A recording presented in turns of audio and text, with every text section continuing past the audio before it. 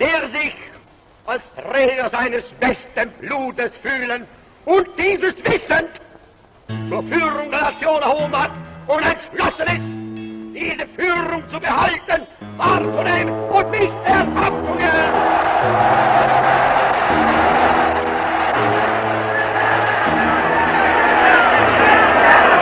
Un'ora segnata dal destino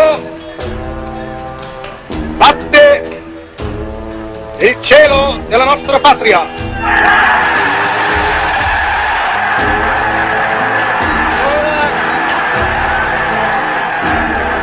L'ora delle decisioni irrevocabili.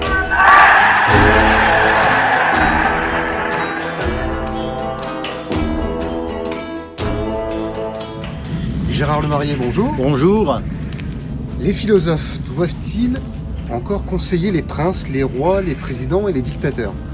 Alors je ne sais pas si les philosophes doivent.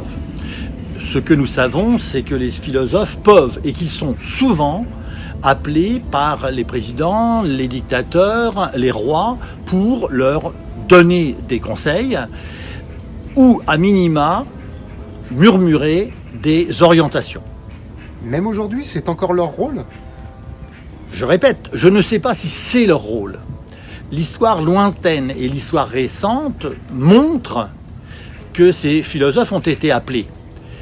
Et l'histoire montre que les conseils des philosophes ne sont pas soit les bons, soit ne sont pas suivis exactement. Alors pourquoi est-ce qu'on appelle un philosophe ?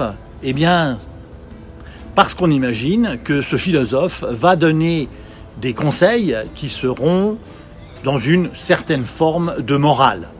Et on n'imagine pas des philosophes qui seraient un peu extrémistes. Pourtant, certains philosophes n'ont pas hésité. Certains philosophes n'ont pas hésité parce que certains philosophes ont été appelés, et l'histoire, je répète, lointaine nous le montre. Platon a été par 3 fois appelé par le tyran de Denis de Syracuse, et par 3 fois ce fut un échec. Aristote, et chacun le sait, a éduqué Alexandre le Grand. Et chacun de nous connaît les résultats de cette éducation, qui sont évidemment pour le moins curieux. Si vous lisez le texte éponyme de Machiavel, Le Prince, vous verrez que les conseils qu'il suggère, qu'il propose, sont pour le moins curieux. Et aujourd'hui? Alors vous allez trouver que je suis hésitant, mais aujourd'hui, chacun, en son âme et conscience, répondra favorablement ou défavorablement à un appel. Ce que l'on sait, c'est que les dirigeants écoutent les conseils.